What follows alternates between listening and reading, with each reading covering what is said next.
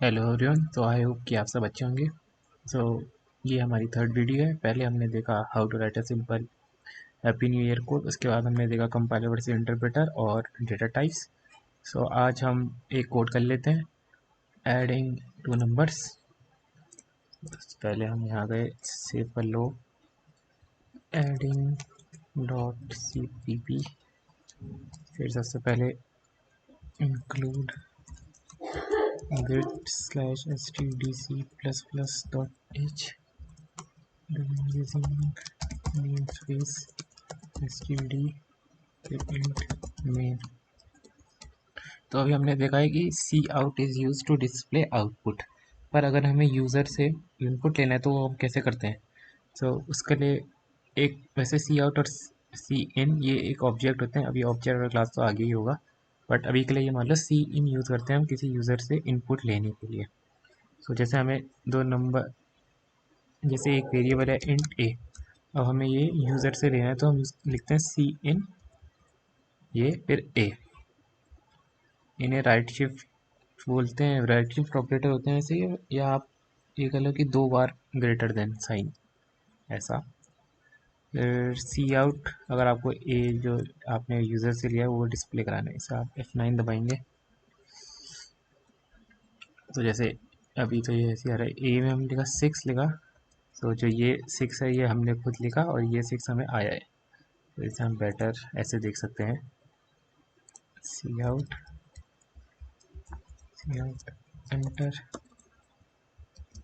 Enter आ number.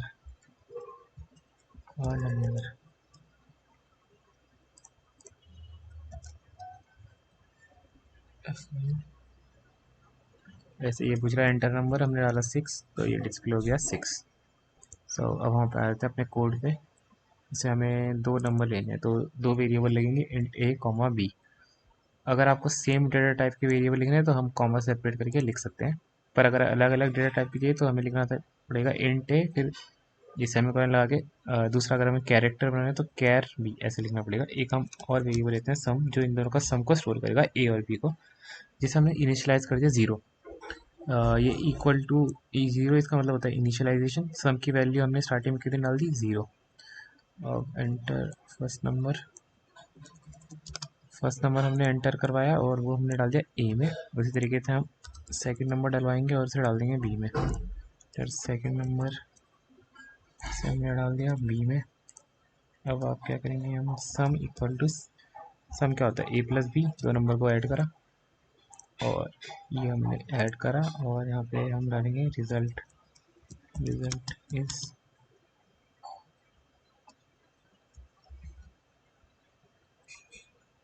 तो हमें क्या देना है, सम दिखाना है। तो रिजल्ट इज जो इनका सम आएगा। अगर हम इसे F9 दबाएं तो हमने फर्स्ट नंबर अगर 6 डाला और सेकंड नंबर 7 डाला, 6 प्लस 7 रिजल्ट इज 13। तो ये था बेसिक कोड आपका सम करने का दो नंबर्स का। इसी तरीके से आपको ज़्यादा नंबर्स करने हैं तो वो भी कर सकते हैं, 3 नंबर 4 नंबर। और हाँ, अगर प्लस के अलावा माइनस करना है तो यहाँ पे सिंपली माइनस का साइन लाएंगे तो माइनस हो जाएगा, मल्टीप्लाई डिवाइड इस तरीके से ये काम करेगा। सो आप लोग ट्राई कर लेना, प्लस माइनस सब्ट्रैक्ट डिवाइड जो आपको करना है। और इसके अलावा मैंने जो आज का टॉपिक सोचा है वो मैंने सोचा है if else. So if else क्या होते हैं?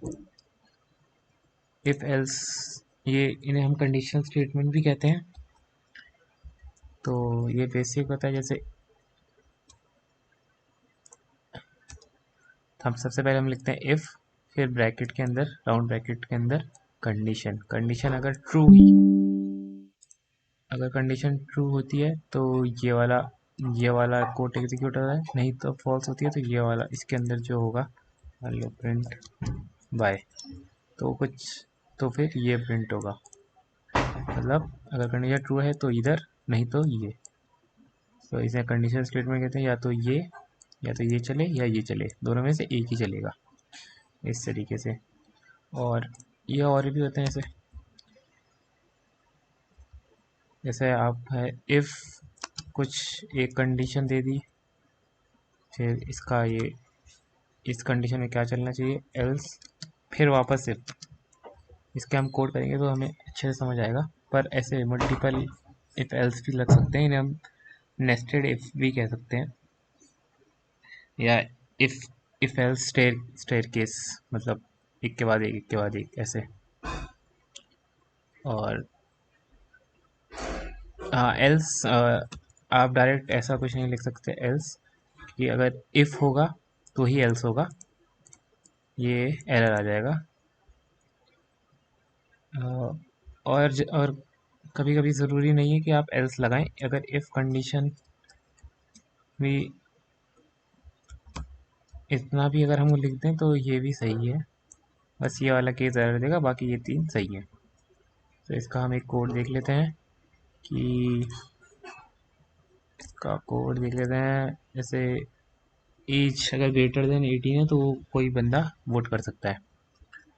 तो इसका हम लिख लेते हैं एज डॉट CPP।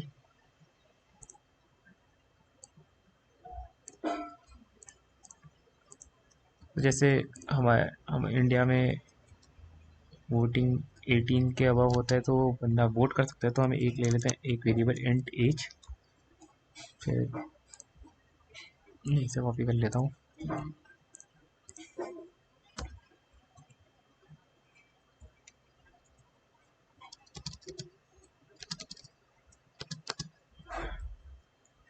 से एंटर एज, एंटर एज। अब हम लिखते हैं आपकी इफ कंडीशन। इफ जो एज आ रही है हमारी वो ग्रेटर देन 18 है, तो फिर आप सी आउट करा दो पर्सन कैन वोट।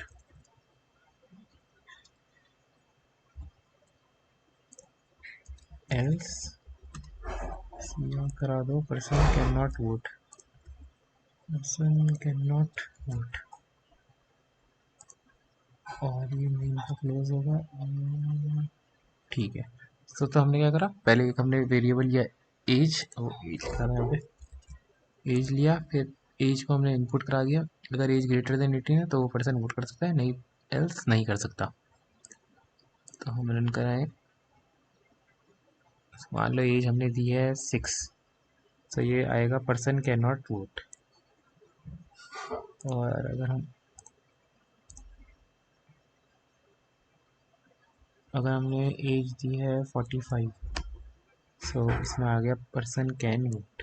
सो इस तरीके से इफ़ एंड एल्स कंडीशन काम करती है। सो तो आज के लिए इतना ही। आई होप आपको वीडियो पसंद आएगी, और आप लोग भी ट्राई करते रहें। क्वेश्चन और कोई क्वेरी हो तो पूछ लीजिएगा कमेंट्स में। तो आई होप कि आपको ये वीडियो पसंद आए हो। Please like share and subscribe. Thank you.